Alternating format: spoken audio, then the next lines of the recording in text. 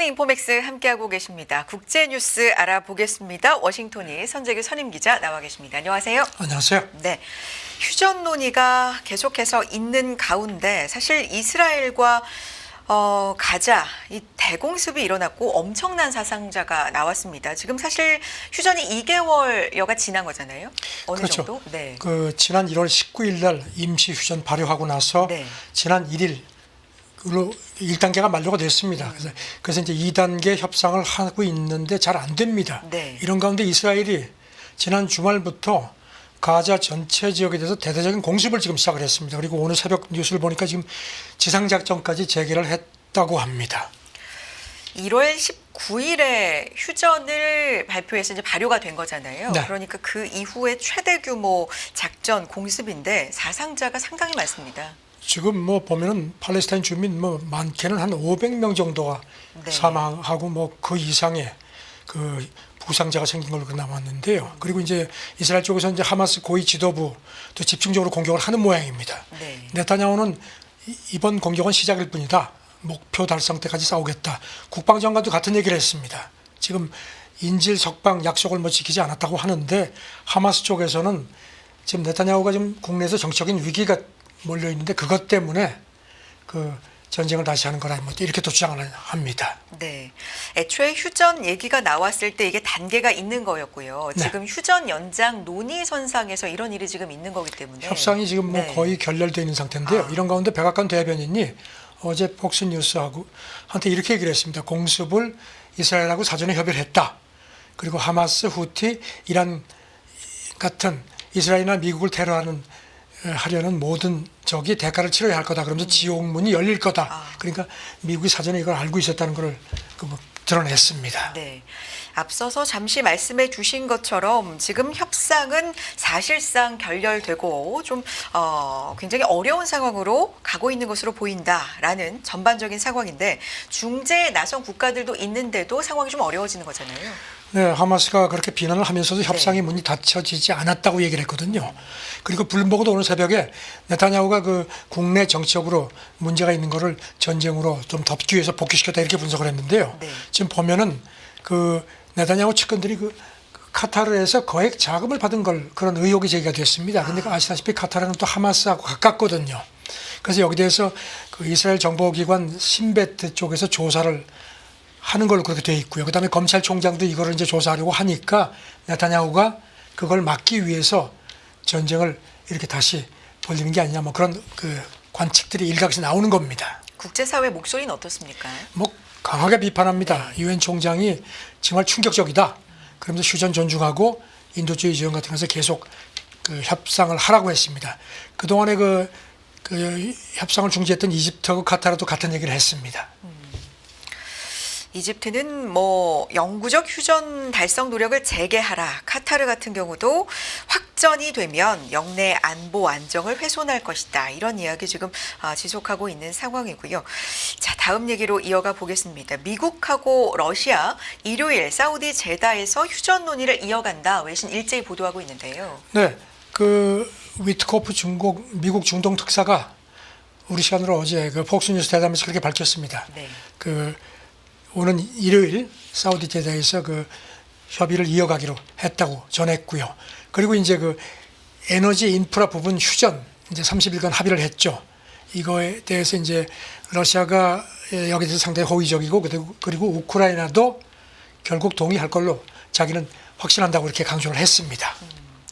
이게 사실 전해진 직후에도 한쪽에서는 에너지와 인프라라고 하고 한쪽에서 이제 에너지 인프라라고 하기 그렇죠. 때문에 약간의 혼선이 좀 있었는데 좀 이게 분명해질지도 궁금해지고요. 지금 미국 쪽에서는 계속 네. 에너지와 인프라라고 그러니까요.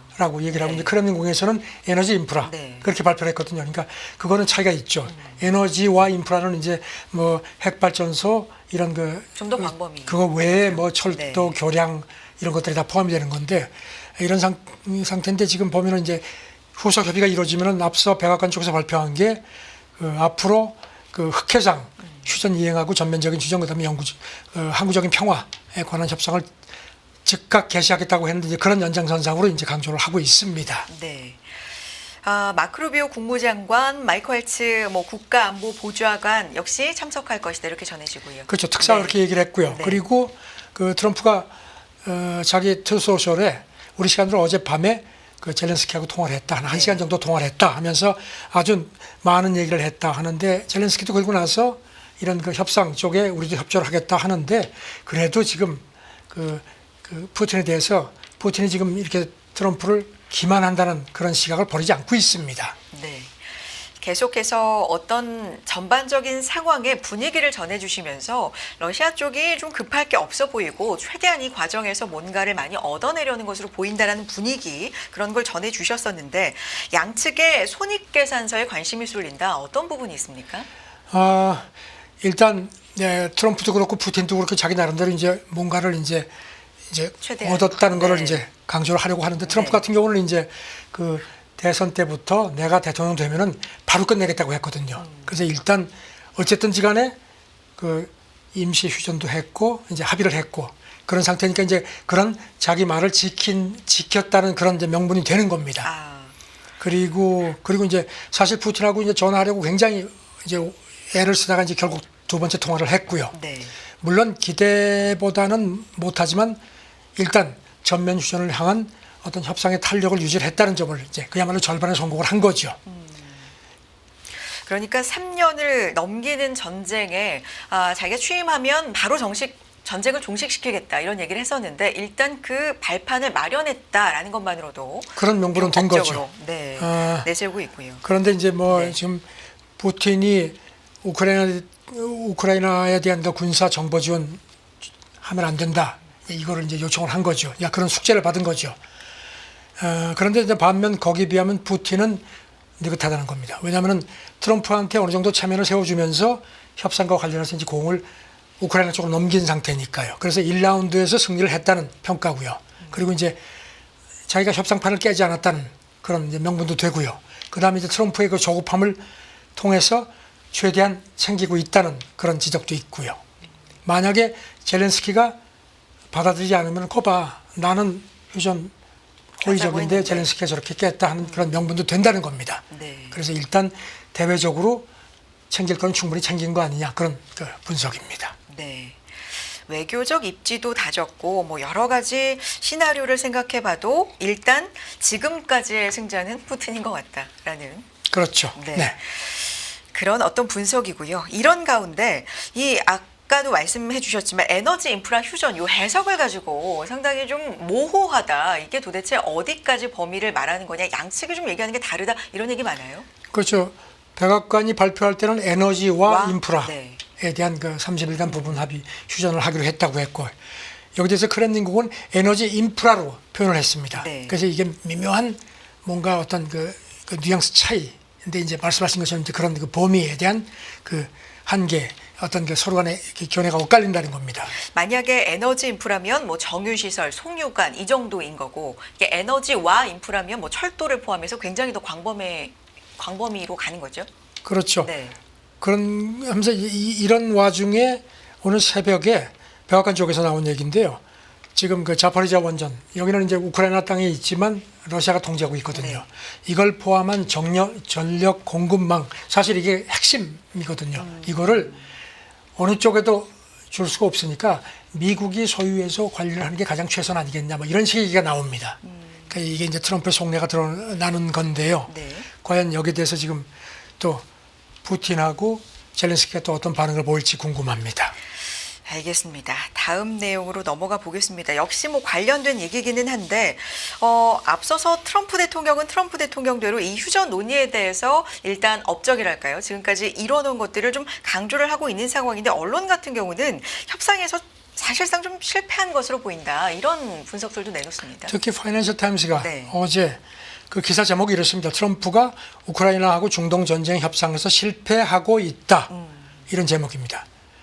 아시다시피 취임 전부터 조기 종전론 내었고 실제로 이제 취임하고 나서 이제 협상을 몰아붙여서 이제 나름 뭔가 좀 진전이 되었지만 아시다시피 가자 지구는 다시 전쟁이 시작되고 있고 그래서 이제 현실이 녹록치가 않다는 겁니다. 네.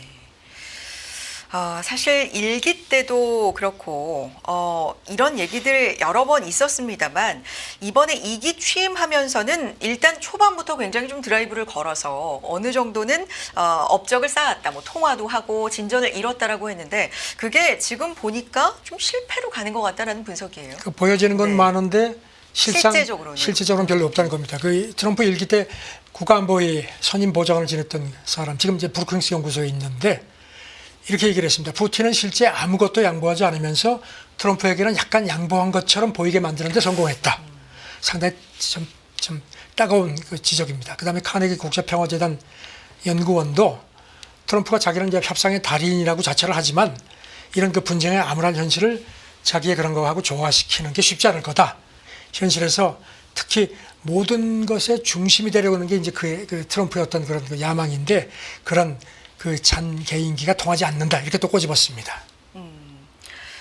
사실 트럼프 대통령이 협상으로 굉장히 유명하잖아요. 사업가 그렇죠. 자기가 출신에. 그렇게 얘기를 하죠. 그렇죠. 네. 우리는 그래서 관세 측면에서도 트럼프 대통령 분명히 이걸 협상 카드로 사용할 거야라는 걸 많이 얘기하듯이 어쨌든 트럼프 대통령 하면 협상인데 지금 이 협상이 좀 통하지 않는 것 같다, 실패하는 것 같다라는 거니까 좀 뼈아픈 얘기긴 하겠어요.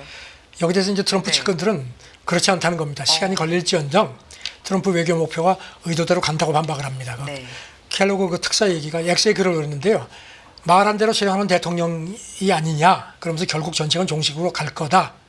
그런데 지금 미국 전략국제문제연구소 CSIS 여기는 이제 보수 성향 싱크탱크인데 여기 관계자가 여기 대해서 조금 좀 이렇게 견제를 했습니다. 종전협상이라는 게 원래 엄청난 인내와 창의력이 필요한 거다. 하지만 트럼프는 지금 주변에서 보면은 그저 전쟁에서 빨리 빠져나가려고 조바심을 치는 것처럼 보인다는 겁니다. 그렇게 또 지적을 했습니다. 네. 종전 협상이라는 게 원래 이렇게 좀 삐그덕삐그덕 되면서 가는 거다라는 면과 아니다 트럼프 대통령이 뭔가 좀 실패를 하고 있는 것 같다라는 측이 좀 엇갈리는군요. 그런 가운데 핵심 동맹들을 너무 몰아세워서 미국이 협상력이 떨어지는 게 아니냐라는 분석도 있습니다. 이게 지금 무슨 뭐 민간 전문가가 아니고 지금 파이낸셜 타임스에 그 내 이름은 절대로 밝히지 말라 한 국무부 고위 관리가 그렇게 얘기를 했다는 겁니다. 네. 트럼프가 동맹과 파트너를 몰아세우는 게 미국을 약하게 만든다. 그래서 결국 이게 그 트럼프가 원하는 거래를 못하게 만드는 그 자승자박이라고 그렇게 아주 꼬집었습니다. 네. 그리고 또 미국 기업연구소 여기도 이제 우파 성향 싱크탱크인데 여기 간부도 트럼프가 빨리 승리하려는 그런 절박함 속에서 친구는 벌을 주고 적에게는 상을 주는 그 잘못을 범하고 있다. 이렇게 또 쓴소리를 했습니다. 네.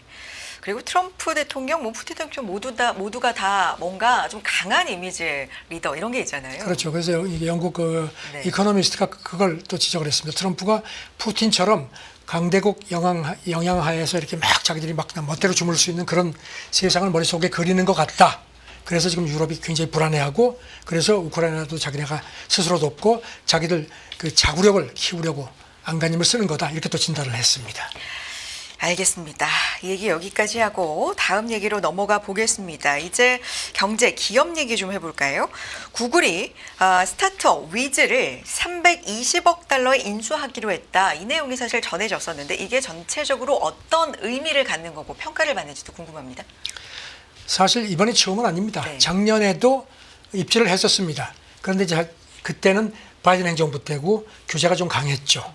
그리고 이제 트럼프가 들어왔고 트럼프는 이제 규제 완화를 아주 강하게 드라이브를 걸고 있죠. 그래서 그런지 구글이 다시 이제 그쪽에 접근을 해서 이 위즈라는 그 이스라엘 그 사이버 보안 회사인데 이거를 320억 달러 우리 돈으로 46조 5천억 원에 인수하기로 계약을 했다고 발표를 했습니다. 네. 그렇군요. 2012년에 모토로라 모빌리티 인수 요거하고 비교하면 2.5배를 웃돈다. 이게 그러니까 규모가 좀 상당히 크다라는 거죠. 그렇죠. 구글 창사 후에 이게 네. 실현이 되면 가장 큰 규모의 인수합병이 되는 겁니다. 네. 그 대금을 또 전액 현금으로 준다고 합니다. 그리고 거래가 종결되면은 이 위즈의 이 사업이 구글 클라우드 쪽에 합류가 되는 걸로 그렇게 설명이 됐습니다. 위즈가 어떤 기업이에요? 그러니까 이런 그 클라우드에 저장된 대규모 데이터에서 보안 위험을 찾아내서 이걸 제거하는 서비스를 제공하는 회사입니다. 네. 그래서 지금 이 구글이 이번 인수에 대해서 그 인공지능 시대에 그 빠르게 성장하는 두 개 큰 트렌드가 있는데 하나는 클라우드 보안하고 멀티 클라우드 활용력이다. 그거를 가속화하긴 투자다. 사실 구글이 메타나 이런 그 아마존에 비해서 클라우드 컴퓨팅 경쟁력이 떨어진다는 지적을 평가가. 받아왔거든요. 네. 그거를 보완하려는 그런 목적도 있는 겁니다. 네. 그런데 이 지난해만 해도 사실 구글 상대로 해서 뭐 불법 독점 이런 반독점 소송 이런 게 상당히 좀 화제가 많이 됐었잖아요. 지금 어떻게 그렇죠. 되고 있는 겁니까? 지금 보면 이제 그것도 이제 풀릴 거로 보고 아. 이제 그렇게 해서 이제 베팅을 하는 거라는 겁니다. 네. 지금 보면은 이 구글이 작년에 인수하려고 했던 제시했던 금액이 230억 달러인데 그거보다 지금 크게 올랐죠. 40% 이상 네. 늘어난 겁니다. 그다음에 이제 이게 또 이제 규제 당국에서 혹시라도 안 돼 했을 경우에는 이제 위약이 되는 이제 위약금을 있는데 그것도 작년보다 높였습니다. 그래서 32억 달러 위약금까지 제시를 했습니다. 그만큼 자신이 있다는 겁니다. 네. 그러니까 정권, 행정부가 좀 바뀌면서 트럼프 대통령이 재집권하면서 아까 말씀해 주신 규제 완화 기대감도 있고 그래서 다시 시도해봤고 시기가 네. 좀 무르익었다라고 봤다라는 평가네요. 그렇죠. 네. 그렇게 그래서 지금 일단 그 당국 승인이 날 걸로 기대를 하는 모양인데요. 지금 그 이 보면 위즈가 그 구글만 바라보지 않고 자체 IPO도 추진을 해왔던 모양입니다. 그래서 이제 구글이 더 속이 탄 모양입니다. 일단 월스트리트저널은 이번 건이 트럼프 2기 행정부의 그 반독점 규제 수위 시험대다. 이 결과에 따라서 다른 기술 기업들도 인수합병을 더 가속화시킬 수 있다는 그런 전망을 내놨습니다. 네.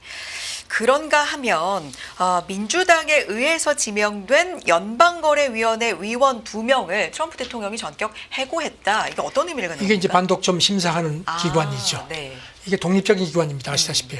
그런데 지금 로이터 보도를 보니까 이 민주당에서 지명했던 두 사람, 위원 2명을 해고를 했는데 그것도 X에다가 당신들 나가 이렇게 통보를 했다는 겁니다. 그러니까 뭐 당연히 당사자들이 반발하죠. 느닷없이 해고 통보받았고 이거는 독립성에 위배되는 불법 조치다. 그래서 법적 조치를 시사를 했습니다. 네. 트럼프가 앞서서 그 FTC 위원장이 리나 칸이라고 바이든 때 이제 이 사람은 이제 규제 강화론자인데 밀어냈죠. 그리고 이제 자기하고 뜻이 맞는 앤드루 퍼거슨을 위원장으로 앉힌 상태입니다. 알겠습니다. 중국 얘기 한번 이어가 볼까요? 사실 뭐 그때그때 뉴스에 따라서 미국 증시가 크게 빠지기도 하고 반등하기도 하고 있습니다만 어쨌든 미 증시의 그 흔들림 없던 위상이 언제부터 최근에 좀 흔들렸을까 시기를 보면 딥시크 그 그렇죠. 중국의 네. 1월에 그때와 시기가 좀 맞물리거든요. 그렇죠. 물론 뭐 그 자금이 다 중국으로 갔다 이건 아니지만 그때부터 뭔가 미국 빅테크의 신뢰랄까 흔들림이 좀 있었다라는 건 시기적으로 좀 맞물리는데 자 중국의 인공지능 얘기 좀 해보겠습니다. 이 중국 인공지능 총 투자 규모가 스타게이트를 앞지를 것으로 보인다. 그러니까 투자 규모가 상당하다는 거네요. 스타게이트 기억하시지만 그 트럼프 취임하고 얼마 안 돼서 그 손마사요시 한국명제 손정희 일본 소프트뱅크 회장하고 오픈 AI 오라클이 함께 AI 이제 그 데이터 센터 대대적으로 만들고 하는 그런 거에서 이제 이른바 스타게이트라는 거를 합작 설립해서 앞으로 5년간 5천억 달러를 투자하겠다고 했거든요. 그래서 그때부터 야, 저 돈이 어디서 나오지? 뭐 그런 게 있었는데 이런 가운데 그 홍콩 사우스 차이나 모닝 포스트 보도인데 중국이 아주 뭐 정부, 지방 정부, 뭐 그다음 민간 기관 막 총력적으로 이 AI 지역에 투자를 한다는 겁니다. 그래서 그 규모가 스타게이트를 앞지를 수 있다는 전망까지 나온다는 겁니다. 전방위적으로 이제 투자에 굉장히 힘을 합치고 있고 합하면 이걸 앞지를 수 있다라는 그렇죠. 전망인데 네. 구체적으로 지금 이름이 나오고 있는 기업이 있습니까? 그래서 이제 이 홍콩 매체는 중국 기반 시설 사업자 중에서 이제 가장 공격적으로 여기 이제 참여하는 게 차이나 유니콤이라고 하면서 아시다시피 중국 3대 이통사의 하나죠. 네. 작년 같은 경우도 그 전체 자본 지출을 줄였는데도 오히려 이 부분은 늘렸고 올해도 대폭 늘릴 거라는 겁니다. AI 쪽은. 그래서 이제 이런 AI 사업에 대한 강한 의지를 드러냈다고 하는데 이게 아무래도 뭐 그 시진핑 의도가 반영된 게 아니냐는 지적이고요. 이 회사 회장도 그동안에는 차이나텔레콤이 통신망 사업자였는데 앞으로는 기술 서비스 공급업체로 탈바꿈할 거다. 그러자면 AI 투자를 확대할 수밖에 없다. 이렇게 강조를 했습니다. 네.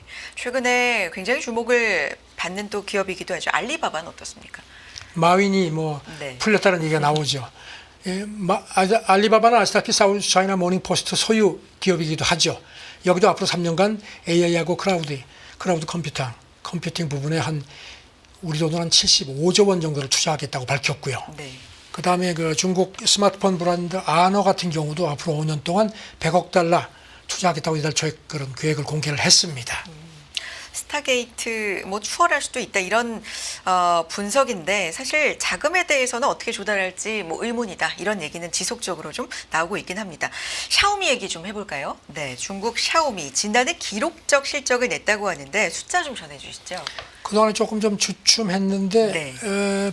발표를 보니까 지난해 매출이 한 해 전보다 한 35% 늘어났고요. 그다음에 조정 순이익도 41% 이상 늘어난 걸로 발표가 됐습니다. 네. 그 레이준 샤오미 CEO 얘기가 창사 후 최고 실적이다. 그런데 아시다시피 샤오미는 뭐 휴대폰이라든가 이런 것도 있지만 그 스마트카 같은 데도 진출을 했죠. 샤오미 CEO가 지난 양회에도 모습을 드러낸 걸로 그렇죠. 알고 있어요. 그래서 네. 그때도 좀 주목이 됐었는데 구체적으로 실적 조금만 더 보겠습니다. 내용적으로는 어떻습니까? 스마트폰 매출 같은 거는 한 해 전보다 한 22% 성장했고요. 네. 그래서 글로벌 점유율이 13.8% 그러니까 3위입니다. 애플, 삼성 그리고 그 다음으로 이렇게 돼 있고요. 특히 하이 브랜드 모델 판매가 늘어나는 걸로 분석이 됐습니다. 네. 그다음에 전기차도 그 그러니까 매출도 늘었고요. 그다음에 총이익률 같은 것도 작년에 18.5%를 기록한 걸로 돼 있고요. 보니까 뭐 지금 SUV 그 7 시리즈 같은 경우도 한 14만 대 정도를 인도를 한 것 같은데 올해는 35만 대를 뭐 목표로 하고 있다고 밝혔습니다.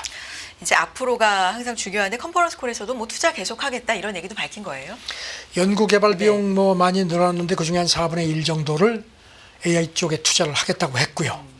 그리고 이제 앞으로 장기적으로 이제 AI 운영 체제 그다음에 반도체 세 분야가 자기네 그 핵심 기술이라고 강조를 했습니다. 네. 알겠습니다. 다음 뭐 비아디 얘기 좀 해볼까요? 오늘은 중국 기업들 얘기가 그러게요. 많습니다. 비아디 네. 같은 경우는 2023년에 그 멕시코 포함한 뭐 몇 군데에다가 이제 해외 공장 짓겠다고 발표를 했는데 그러고 나서 조금 조용해졌습니다. 그 이제 파이낸셜 타임즈가 그 원인을 분석을 했습니다. 일단 중국 당국이 승인을 주저한다는 겁니다. 왜냐하면 BYD가 지금 첨단 자율주행 같은 거는 세계 최고 수준의 기술을 갖고 있다고 자기들이 판단을 하기 때문에 멕시코 가면 바로 옆에 있는 미국으로 유출될 가능성을 우려한다는 겁니다. 네.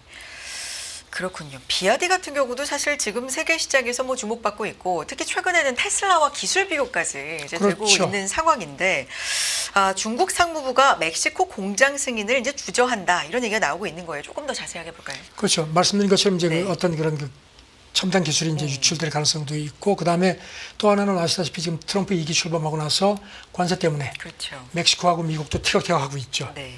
중국이 멕시코에 공장을 짓는 이유는 그 어떤 그 수출 그 경쟁력을 높이려고 한 건데 이제 관세가 걸리는 거죠. 그리고 또 멕시코도 지금 어떻게든지 트럼프한테 좀 잘해서 이걸 좀 피해가려고 하니까 이렇게 그런 와중에 그 중국 공장까지 지어서 이렇게 허락을 해서 이게 자기들한테도 썩 마땅스럽지가 않다는 겁니다. 그래서 멕시코도 조금 좀 전하고 태도가 달라졌다는 겁니다. 그러니까 멕시코도 중국으로부터 투자받기를 원하는 것도 사실인데 미국하고의 관계도 뭐 엄청 그게 중요하니까. 우선 좀 당장 발등에 네. 불이라는 겁니다. 그리고 또 비즈니스 측면에서도 지금 이렇게 여러 가지를 볼 때 BYD가 멕시코 공장을 건설하는 게 그렇게 큰 메리트가 없다는 겁니다. 왜냐하면 공장을 지어서 가동을 해도 지금 트럼프 관세 때문에 중국에서 많은 부품을 가져가야 되는데 그렇게 되면 이제 25% 관세 대상이 되기 때문에 이런 여러 가지 비즈니스 측면에서도 큰 그 이점이 없는 거라는 겁니다. 알겠습니다. 자, 다음 얘기 넘어가 봅니다. 인도 얘기입니다. 특히 총리, 이제 모디 얘기인데 모디 총리가 트루스 소셜에 가입을 했다. 이게 중요한 의미가 있는 거예요. 어떤 의미가 있을까요? 현재 시간 지난 월요일 날 네. 이제 자기가 가입했다고 하면서 이제 글을 올렸습니다. 네. 내가 가입했다. 앞으로 열정적인 목소리들하고 소통하고 의미 있는 대화를 나누길 기대하고 있다. 이렇게 썼습니다. 그러면서 2019년 그 트럼프 1기 때 이제 미국 갔었죠. 그때 휴스턴에서 그 인도계 미국 사람 한 5만 명이 몰려가지고 이제 어떤 그 집회가 열렸는데 거기 트럼프하고 같이 가가지고 막 두 손 붙잡고 이렇게 올려 세우고 막 덕담했던 그런 사진도 올렸습니다. 네. 그러니까 트루스 소셜에 가입을 했다. 이것만으로도 약간 이제 적극적인 어떤 행동을 취한 건데 거기다 사진을 올린 것만 봐도 그렇고 트럼프 대통령과의 친분도 과시하고 뭔가 관계를 더 좋게 하려는 의미가 있다. 이게 중요한 거네요. 그리고 거기다 네. 더해서 이제 그 지난 일요일에 그 미국 과학자하고 이제 팟캐스트 네. 한 그 영상이 있는데 그것도 또 이제 공개가 됐는데 여기 보면은 이거를 이제 트럼프가 공유를 했거든요. 이거를 또 자기가 재공유했습니다. 그러면서 내 친구 트럼프 대통령께 감사한다 이렇게 적었고 그의 성찰이 미국 우선주의 정신을 보여줬고 나도 국가 우선주의를 믿기 때문에 우리는 참 잘 맞는다. 아주 노골적으로 러브콜을 보냈네요. 네. 노골적이라는 표현을 써주셨는데 이렇게 친 트럼프 행보를 보이는 건 뭐 개인적인 것도 있지만 국가와 국가 간의 지금 뭐 일이니까 무역과 무관치 않겠죠? 지금 미국하고 인도하고 이제 여기도 역시 이제 관세 문제가 네. 있고 그래서 이제 인도가 적극적으로 그렇죠. 그 무역 협정 체결 협상을 지금 적극적으로 거기 이제 임하고 있습니다. 네. 사실 일기 때는 뭐 거의 뭐 두 사람이 브로맨스 정도로 아주 친밀했죠. 그러다가 이제 기억하시겠지만 트럼프가 지난 대선 때 인도를 좀 겨냥했죠. 무역에서 매우 큰 악당이다. 내가 대통령 되면 관세로 바로잡겠다고 공언을 해서 한때 조금 머쓱해졌었죠. 네. 사실 작년 같은 경우 인도는 미국에 대해서 우리 돈으로 65조 원 정도의 무역 흑자를 기록을 했습니다. 이 악당이란 표현 보니까 뭐 여러 가지 표현 많이 씁니다만 어제도 소개해 주신 뭐 더티 그 15 네, 이도 15. 있잖아요. 그러니까 상당히 이 무역과 정말 협상에 관해서는 아주 노골적인 그럼요. 표현을 많이 쓰고 모디가 있어요. 네. 그 지금 트럼프 2기 취임 직후인 지난 2월에 그 백악관 와서 무역협정 이제 체결 문제하고 논의하고 미국산 무기 사겠다. 그다음에 에너지 수입도 늘리겠다 약속을 했거든요. 네. 여기서 BBC가 조금 쓴소리를 했습니다. 모디가 트루소셜에 가입한 몇 안 되는 세계 지도자 중 한 명이다. 아우. 근데 그 사람이 팔로우한 인물은 트럼프하고 벤스 미국 부통령 단 2명뿐이다. 이렇게 조금 꼬집었습니다. 그렇군요. 이렇게 모디도 트루스 소셜에 가입했고 노골적으로 친 트럼프를 강조한다. 그러니까 지금 뭐 전 세계 무역 그 관계가 있는 미국과의 무역 관계가 있는 국가들은 다 미국을 쳐다보면서 트럼프 대통령의 입을 본다고 해도 과언이 아니고요. 투자자들조차도 하나하나 행보를 보면서 트럼프 대통령의 생각이 뭘까 굉장히 좀 그렇죠. 궁금해하고 있습니다. 그런 가운데 트럼프를 알려면 손자병법을 읽어라라는 얘기가 나오는데 어떤 얘기입니까? 그 롭 아노트라고 리서치 어필리에이트 창업자인데 이 사람은 월가에서 투자 전설로 이제 불린다고 합니다. 네. 근데 트럼프를 이해하려면 중국 고전서 손자병법을 읽어라 이렇게 조언을 했습니다. 이 사람이 그 비즈니스 인사이더하고 인터뷰하면서 트럼프 2기 출범 직전에 자기가 이제 자기네 회사 임직원들한테 그 다는 못 보니까 챗 GPT가 그 요약한 손자병법 내용을 잘 숙지를 해라 이렇게 조용히 그 충고를 했다는 겁니다. 네. 손자병법까지 읽어야 되는 걸까요? 이거 어떤 책인지 좀 소개해 주세요. 많이들 아시겠지만. 다들 아시겠지만 네. 기원전 6세기 그 중국이 막 분열돼 있을 네. 때 이제 그때 어떤 승리 전략을 이제 잘 그 대표적으로 이제 해서 이게 병법서고 이건 뭐 각국 그 사관학교 같은 데서 많이 이제 교재로 쓰고 있죠. 네. 이 사람 얘기는 내가 트럼프 전문가는 아니지만 그 트럼프가 대답하고 도발적인 자세로 어떻게 보면 타당해 보이지 않는 입장을 고수하는 게 나름 시사점이 있다 하면서 전쟁 없이 이렇게 작은 충돌이라든가 약간의 위협으로 원하는 것을 얻는다면 그게 바로 손자병법이 얘기하는 어떤 고도의 전쟁 기술 아니겠느냐 이렇게 지적을 했습니다. 그리고 이제 많은 사람이 트럼프 관세를 걱정하는데 손자병법을 읽으면 조금 도움이 되지 않겠느냐 그게 내 생각이다 이렇게 얘기를 했습니다. 사실 트럼프 본인도 그동안에 몇 차례 이 손자병법을 여러 번 이용을 했었습니다. 과거에 그 트위터 그 옛날 그 X 이제 지금 X죠. 거기에 이렇게 이런 글도 올린 걸로 비즈니스 인사이더가 상기시켰습니다. 전쟁의 최고 기술은 싸우지 않고 적을 굴복시키는 거다. 이런 그 인용글을 또 올리기도 했다고 비즈니스 인사이더가 또 상기시켰습니다. 뭐 독서를 해서 지혜를 얻는 건 상당히 좋은 거니까. 네. 네. 좋은 책 읽고 트럼프 대통령까지도 뭐 알 수 있다면 일석이조겠죠. 여기까지 듣도록 하겠습니다. 워싱턴이었고요. 선정의 선임 기자 함께했습니다. 오늘 말씀도 고맙습니다. 네, 감사합니다.